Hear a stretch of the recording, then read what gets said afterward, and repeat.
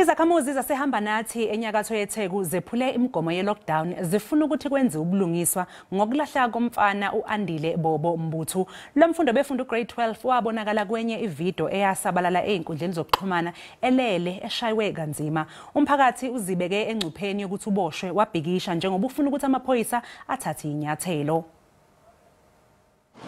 Indawo yaseHambanathi kuyaba sematheni kule lockdown.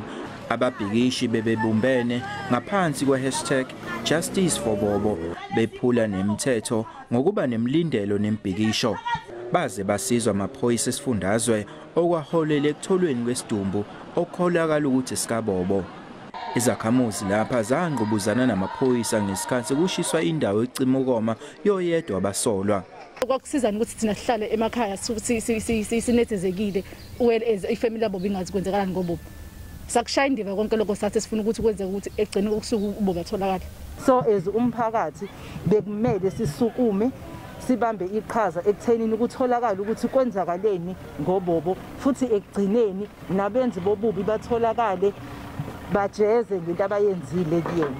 Umndeni wakaMbuthu uthi awukayitholi imphumela namanje yolibofuzo.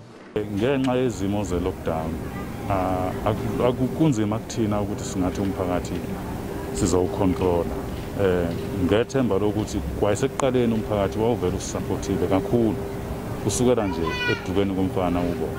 Khona manje isimo sashubile eHambanathi.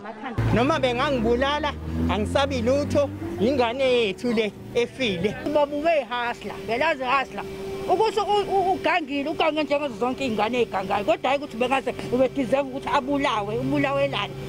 Bonke abamangalelwa ukuhlanganisa nongaphansi kweminyaka bavela enkantolo kamanje everelem kusasa. Eyindabeni zeSABC nginguVusi Khumalo othongathi.